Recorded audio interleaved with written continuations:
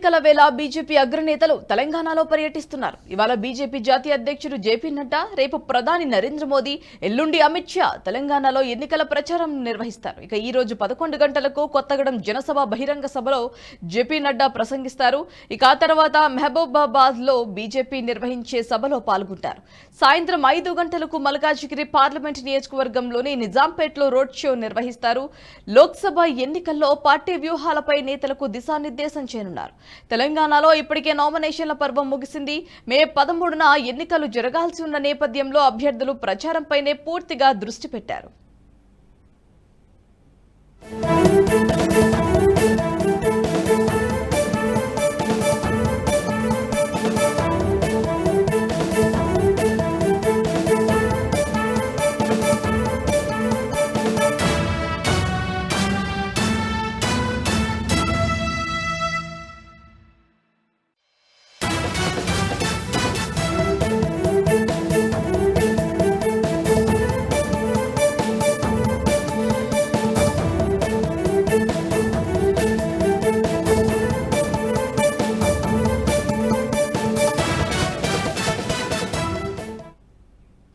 లోక్సభ ఎన్నికల వేళ బీజేపీ అగ్రనేతలు తెలంగాణలో పర్యటిస్తున్నారు. ఇవాళ బీజేపీ జాతీయ అధ్యక్షుడు జేపీ నడ్డా, రేపు ప్రధాని నరేంద్ర మోదీ, ఎల్లుండి అమిత్ షా తెలంగాణలో ఎన్నికల ప్రచారంలో నిర్వహిస్తారు. ఇక ఈ రోజు 11 గంటలకు కొత్తగూడెం జనసభ బహిరంగ సభలో జేపీ నడ్డా ప్రసంగిస్తారు.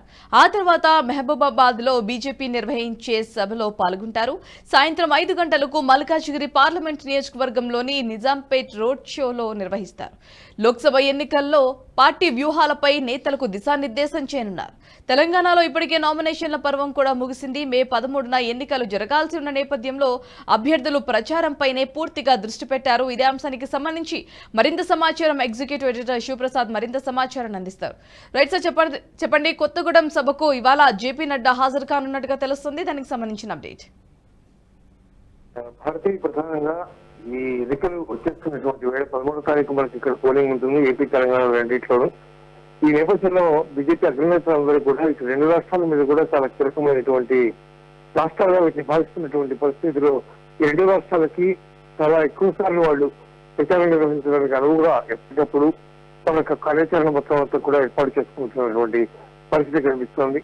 జేపీ నడ్డా కానీ, లేదా రాజ్నాథ్ సింగ్ కానీ, ప్రధానమంత్రి మోడీ కానీ, అమిత్ షా కానీ, నిర్మలా సీతారామన్ కానీ వీళ్ళంతా కూడా చాలా కీలకమైనటువంటి నేతలు. బీజేపీ యొక్క ప్రాధాన్యాన్ని, బీజేపీ యొక్క గొప్పతనాన్ని ప్రజల్లోకి తీసుకెళ్ళగలిగినటువంటి సత్తా ఉన్నటువంటి నేతలు కాబట్టి వాళ్ళందరూ కూడా ఈ రెండు రాష్ట్రాల మీద చాలా ప్రధానమైనటువంటి దృష్టి పెట్టినట్టుగా కనిపిస్తోంది. ఆ మేరకే వాళ్ళందరూ కూడా ప్రచారానికి వస్తూ ఉన్నారు.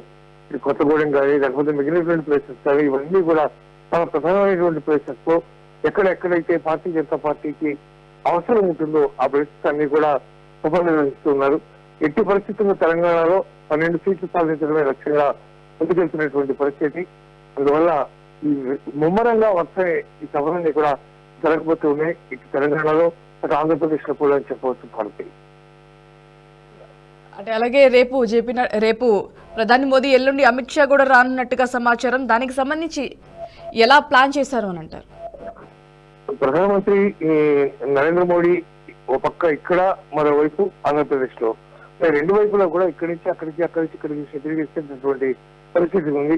అట్లాగే జేపీ నడ్డా కానీ, లేకపోతే మిగిలినటువంటి మంత్రులు అమిత్ షా కానీ, లేకపోతే రాజ్నాథ్ సింగ్ కానీ వీళ్ళంతా కూడా దాదాపు అంతే హెక్టిక్ షెడ్యూల్ అంతా కూడా ఉన్నారు. ఇంకొంతమంది కేంద్ర మంత్రులు కూడా ఈ రెండు రాష్ట్రాల్లో ప్రధానంగా ప్రచారం చేయడానికి రాబోతున్నారు. చాలా ప్రధానంగా తీసుకున్నటువంటి ఈ ఎన్నికలు ముఖ్యంగా తెలంగాణ, ఆంధ్రప్రదేశ్ రెండింటిలో కూడా చాలా ఇంపార్టెంట్ గా ఈ ఎన్నికల్ని BJP పరిగణిస్తోంది.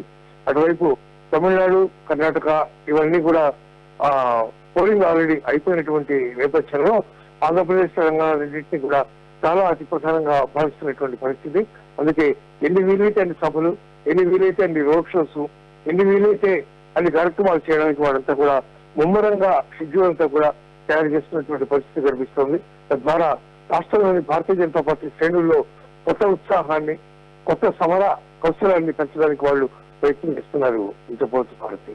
Right, thanks for the update Sivaprasad.